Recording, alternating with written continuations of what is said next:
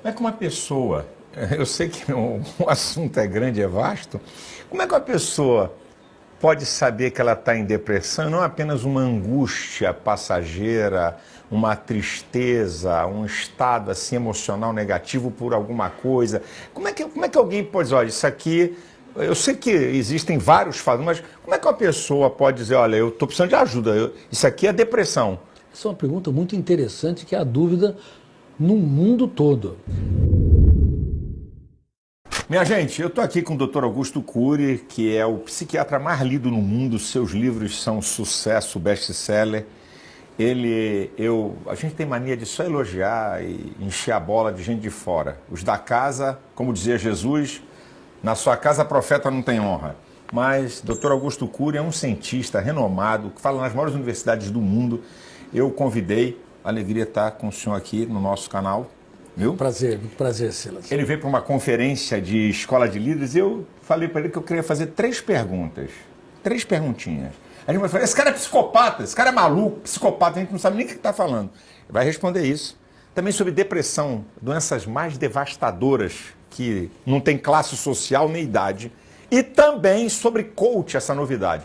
Vou para a primeira, que é psicopata. Diz aí, como é que é esse negócio? A gente fica chamando os outros de psicopata. O que é um psicopata, afinal de contas? Bom, existe um conceito erradíssimo, aliás, muitos conceitos errados, inumanos e até preconceituosos. Psicopatia é uma coisa, psicose é outra coisa, sociopatia também é outra coisa. Todos são seres humanos, em primeiro lugar, tá certo? O psicopata é aquele que não desenvolveu sensibilidade, não sabe se colocar no lugar do outro, tem baixíssimo nível de empatia, machuca, fere e não sente a dor dos outros. Portanto, para se gestar um psicopata, tem de ter fatores genéticos e, muitas vezes, fatores psicossociais. Por exemplo, abusos, espancamentos, exclusões, experiências que foram traumáticas e que se tornaram núcleos lido e relido, remoídos, que se avolumaram no córtex cerebral, de tal modo que se tornaram plataformas da mente humana. Aí essas pessoas, elas podem cometer crimes, assassinar, elas podem pressionar, elevar o tom de voz constantemente e não se preocupar com a dor do outro, elas podem ter viés sexual, onde há abusos, sem nenhuma consideração pelas consequências do seu comportamento. Vejam aqueles que abusam de crianças. Um pequeno abuso, o mínimo que seja, uma vez, pode fazer com que um fenômeno inconsciente, chamado biógrafo do cérebro, ou fenômeno RAM, registre uma janela killer duplo P.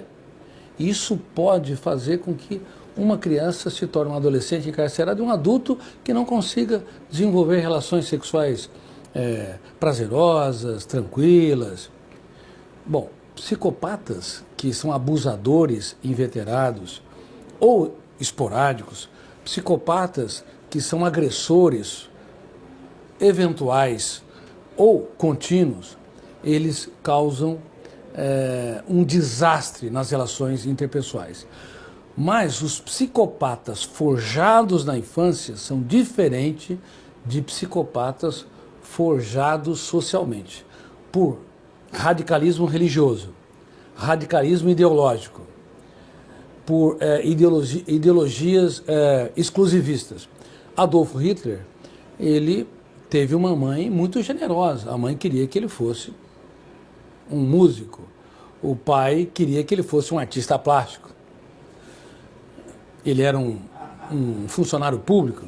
Não havia na história de Hitler traumas que justificassem ele se tornar um dos maiores psicopatas da história. Mas se tornou pelo viés da Segunda Grande Guerra, se tornou também porque ele foi rejeitado na escola de Viena quando foi fazer concurso para se inscrever na escola de pintura, e o professor, ao invés de abraçá-lo, apoiá-lo, teríamos talvez um artista plástico sem relevância, talvez até medíocre, mas não um dos maiores psicopatas da história. E também o partido nazista, que era exclusivista, violento e que tinha um viés para ferir e considerar judeus então, como bactérias. Se desenvolve, então, não é apenas uma herança genética. Não apenas herança genética. Uhum. Você vê, no caso de Hitler, ele se tornou um psicopata funcional. Ele não tinha base na formação da personalidade, mas na vida, como adolescente, como adulto, ele desenvolveu a psicopatia. Esses podem chegar ao poder. E chegam ao poder e podem devastar uma sociedade. Agora, qual a diferença entre o psicopata e um sociopata? O sociopata, ele transgride as regras sociais, mas tem sensibilidade. Ele pode andar em altíssima velocidade, ele pode ser uma pessoa que, nas relações entre pais e filhos, grita, se exaspera, mas depois tem sentimento de culpa, que errou e falhou. Ou ele pode se tornar um filho inconsequente, que usa drogas, por exemplo, crack, e não pensa nas consequências, seja o futuro, nas relações com seus pais. Bom, ele transgrediu regras, mas tem sensibilidade. Você não pode considerar um sociopata como um psicopata, como todo mundo, ou como muita gente, milhares de pessoas, e até profissionais de saúde mental. O psicopata, ele não tem afeto natural. Ele não tem afeto natural. Às vezes tem afeto localizado. Certo. Isso não quer dizer que um psicopata não chore. Sim. Ele pode, eventualmente, até chorar. Mas o arrependimento dele não é um arrependimento capaz de levar a uma mudança de agenda. Sim. É uma pessoa que tem experiências emocionais fugazes. Agora, uma pessoa portadora de uma psicose é um ser humano que rompeu os parâmetros da realidade. Pode ter ideias de perseguição ou paranoia, pode ter delírio de grandeza, um grande personagem na história, mas não tem o pensamento voltado para o desenvolvimento de um raciocínio mais lógico. Tem cura? Dentro da... Não tem cura? Se controla? Para isso que o senhor falou, para essas três aí. Olha, nós não usamos a palavra cura na psiquiatria. Sim. Tá? É possível um psicopata se reorganizar? Isso. Eu vou te falar. Teoricamente, sim. Muita gente na psiquiatria acredita que não. Não. Mas é possível. Só que um psicopata que desenvolve consciência crítica, porque machucou e feriu uma criança, se ele desenvolveu de fato, ele pode tentar o suicídio, porque ele levou um ser humano no caos. Um psicopata que machucou ou feriu o seu parceiro ou parceira, a mesma coisa. Isso vale para sociopata também, a mesma coisa? Vale a mesma coisa. Uma pessoa que desenvolve consciência crítica, empatia, capacidade de se colocar no lugar do outro, ou capacidade de pensar antes de reagir, se ele desenvolver várias janelas ao longo de um processo terapêutico, ao longo de um treinamento, ou até mesmo, no presídio, embora o presídio não é um ambiente para corrigir psicopatia e nem sociopatia. Aumenta tantas janelas traumáticas ou killers que aquilo que se há de pior se cristaliza. Certo. Por isso que os presídios do mundo todo precisam ser reciclados. Mas reitero, Silas, é muito importante que o espectador saiba. Se nós tivermos sucesso de ajudar um ser humano a recobrar sua consciência crítica, sensibilidade, generosidade, compaixão, o risco dele cometer suicídio é grande. Porque se realmente ele mudou, ele vai sentir a dor dramática de quem feriu. Bem, nós vamos aqui com o Dr. Augusto Cury, que é um psiquiatra, quer dizer, um cientista, alguém que tem domínio do assunto que nós estamos falando, e eu vou partir para a segunda pergunta, que é sobre uma das doenças mais terríveis, que não escolhe raça, condição social, cultura, idade, que é a depressão, e ele vai falar sobre isso aqui, que eu sei que é vasto, a gente está aqui de maneira bem sintética, mas é importante, como é que a pessoa pode lidar com isso, como é que ela pode sair disso, né? Qual as fontes para poder vencer a depressão. Então, ele vai dizer para você, te dando uma orientação que eu tenho certeza que vai ser bênção para a sua vida, para você, não que você esteja depressivo, mas para você ajudar alguém, talvez, que você conheça, que esteja num quadro depressivo e que você vai poder auxiliar. Porque eu sei também, antes dele responder, que tem níveis de depressão, que terapia medicamentosa, tem um conjunto de coisas que se juntam, certo? Para poder ajudar essa pessoa, ele vai falar sobre isso. A depressão é o último estágio da dor humana. Só sabe quem sente. Existem vários tipos de depressão. Na verdade, é uma doença com múltiplas facetas e com vários sintomas. Existe a depressão distímica, que é aquela pessoa que sempre foi pessimista, mórbida. Se faz sol, ela reclama, se chove, ela reclama. ela não consegue se abrir, respirar liberdade, ela não consegue relaxar e tem um estado de tristeza que se perpetua ao longo do tempo porque não consegue fazer das pequenas coisas um espetáculo aos seus olhos. Esse tipo de depressão, por incrível que pareça, tem menos risco para o suicídio, embora seja uma depressão que acompanha o processo evolutivo da personalidade. Agora, a depressão maior, que é um outro tipo, que atinge pessoas que sempre foram alegres, motivadas, sociáveis, gostam de festas e jantares, mas de repente, por fatores exógenos, por exemplo, uma perda de emprego, uma falência, uma crise financeira, falência conjugal, uma crise financeira, uma humilhação pública, enfim. Injustiças. Uma injustiça, exclusão, humilhação social. Aí o fenômeno RAM, registro automático da memória, vai arquivar uma janela traumática ou killer duplo P, com duplo poder. Poder de ser inesquecível e poder de ser lida e relida.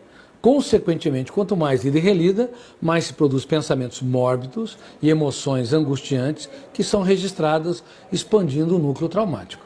Por isso que a depressão maior tem não apenas isolamento social, às vezes perda do prazer de viver o libido, hipersensibilidade a pequenos estímulos estressantes, mas também os níveis de ansiedade são maiores. E isso nos preocupa muito, porque é uma pessoa que não esteve adaptada minimamente ao estado de tristeza. Então, quando ela é abarcada por uma crise depressiva, ela pode atentar contra a sua vida, sabendo que toda pessoa que pensa em morrer tem fome e sede de viver, e por isso que nós desenvolvemos o primeiro Programa Mundial de Gestão da Emoção para a prevenção de transtornos psíquicos e suicídios, chamado Você é Insubstituível, www.vocêinsubstituível.com.br. Inclusive, Você é Insubstituível, claro que não tem um acento, não é, .com.br. Deixa eu fazer uma pergunta, doutor Augusto Guri. Toda depressão, ela tem que ser tratada com remédio ou não? Ou níveis de depressão que se trata com remédio, ou níveis de depressão que se trata só com psicoterapia? Como é que é esse negócio? Como é que para uma pessoa, como é que a gente pode situar isso? Uma pergunta muito interessante. Nem toda depressão se trata com remédios, mas toda depressão importante deve ter uma intervenção de antidepressivos. E cada paciente se adapta a um tipo de antidepressivo. E os antidepressivos também não são miraculosos, eles são importantes, devem ser tomados por um tempo adequado, nunca é por alguns dias, geralmente por semanas, meses, em alguns casos até anos. E é bom que se saiba que tem de haver ferramentas psicoterapêuticas para contribuir para que o paciente supere o seu quadro depressivo. Então, o eu deve ser ator principal, ferramentas, por exemplo, eu não gravito na órbita do que os outros pensam, falam de mim, minha paz vale ouro, o resto é lixo, ferramenta do DCD, eu duvido de tudo aquilo que me controla, isso no silêncio da mente. Eu critico cada ideia perturbadora e eu determino estrategicamente ser autor da minha própria história, ou gerir minha emoção. Então, dentro, meu eu recolhe-se no teatro da minha mente e ele começa a duvidar, criticar e determinar com a sua própria cultura. Ele impugna o lixo mental. Tudo aquilo que você crê te controla. Se o que você crê é doente, por exemplo, eu não tenho capacidade, eu sou uma pessoa infeliz, eu não consigo conquistar meus amigos, meus filhos, não consigo me resolver. Se o que você crê é doente, isso vai se tornar um cárcere mental, que vai sendo retroalimentado ao longo de toda a vida. Mas se você duvida daquilo que te controla, e se você recicla pensamentos perturbadores e determina ou decide deixar de ser vítima para se tornar autor da sua própria história, num treinamento psicoterapêutico contínuo, ao longo de semanas, meses e assim por diante, vai se formando janelas lights paralelas ao núcleo traumático, ou então as janelas killers ou traumáticas que estão abertas e que patrocinam essas atitudes autodestrutivas, elas vão sendo reeditadas. Como é que uma pessoa, eu sei que o assunto é grande, é vasto, como é que uma pessoa pode saber que ela está em depressão, não apenas uma angústia passageira, uma tristeza, um estado assim emocional negativo por alguma coisa? Como é que alguém pode dizer, olha, isso aqui Eu sei que existem vários fatores, mas como é que uma pessoa pode dizer, olha, eu estou precisando de ajuda, isso aqui é depressão? Essa é uma pergunta muito interessante, que é a dúvida no mundo todo. A tristeza, ela enriquece, ela leva à evolução da personalidade, porque é uma perda que gera uma angústia momentânea, um humor triste momentâneo, e, consequentemente, as pessoas podem superá-la com muito mais facilidade. Seja qual for, uma crítica, uma decepção, uma rejeição, ou uma preocupação intensa em relação a um problema a ser resolvido no futuro. Agora, a depressão é uma doença.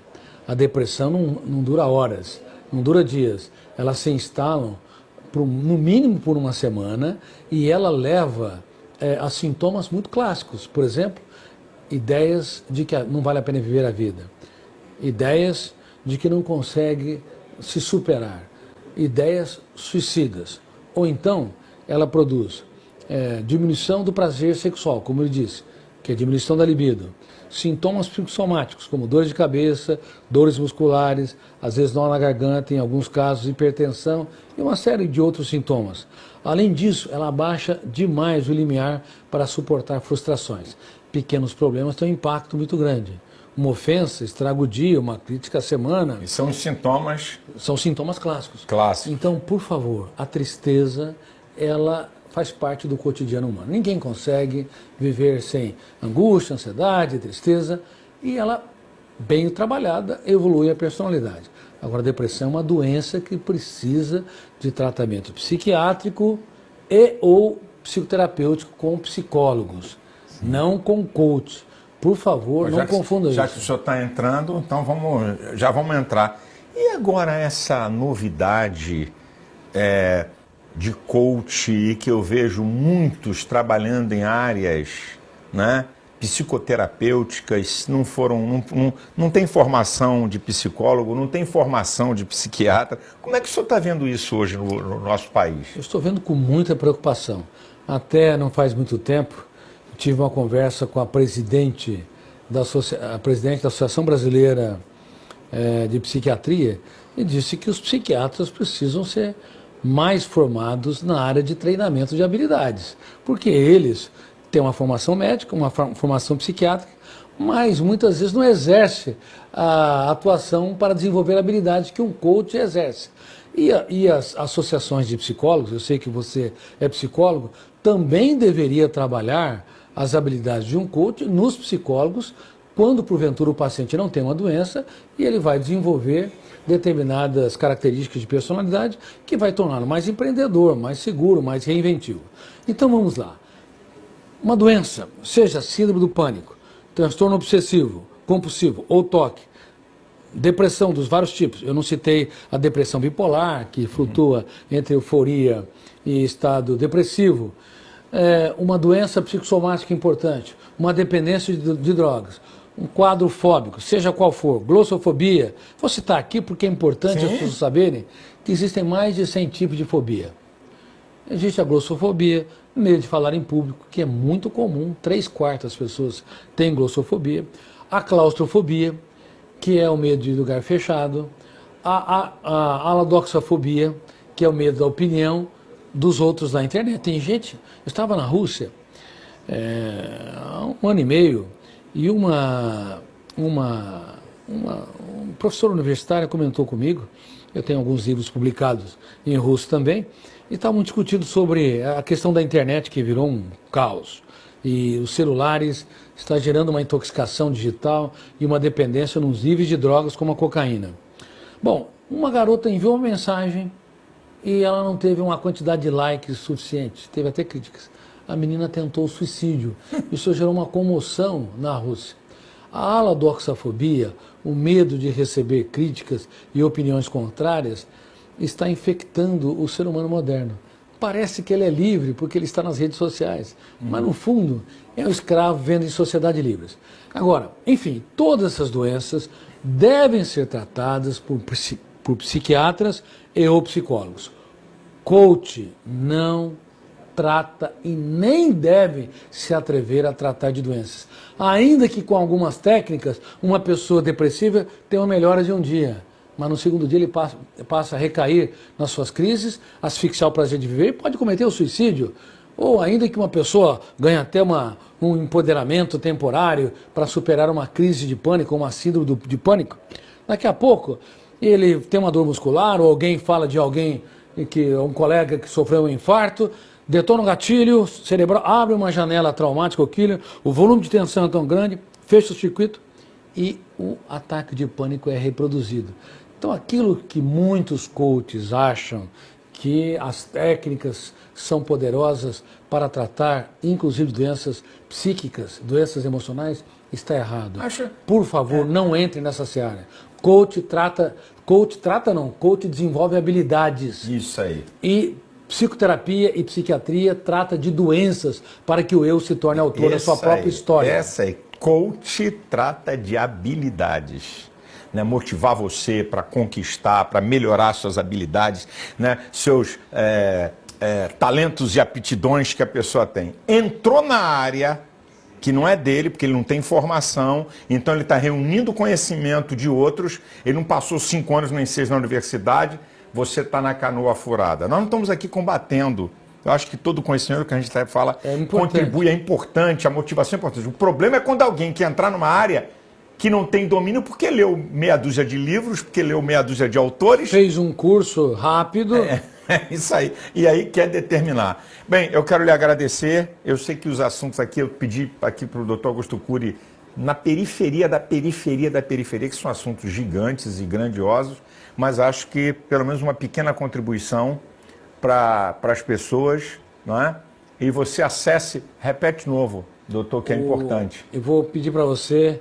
Então, acessar o programa Você Insubstituível e, quem sabe, se tornar um embaixador dele. É 100% gratuito. Reitero, www.vocêinsubstituível.com.br, e você pode acessar também os cursos, como Gestão da Emoção Definitivo, Mulheres Equilibradas e Emocionalmente Saudáveis, como gerenciar a sua ansiedade. Está no site www.estounocontrole.com.br. Por favor, tenha um caso de amor consigo mesmo. Se você não aprender a namorar a sua vida, você nunca vai conseguir namorar alguém de verdade. Muito obrigado, doutor Augusto Cury. Deus lhe abençoe. Um abraço para você.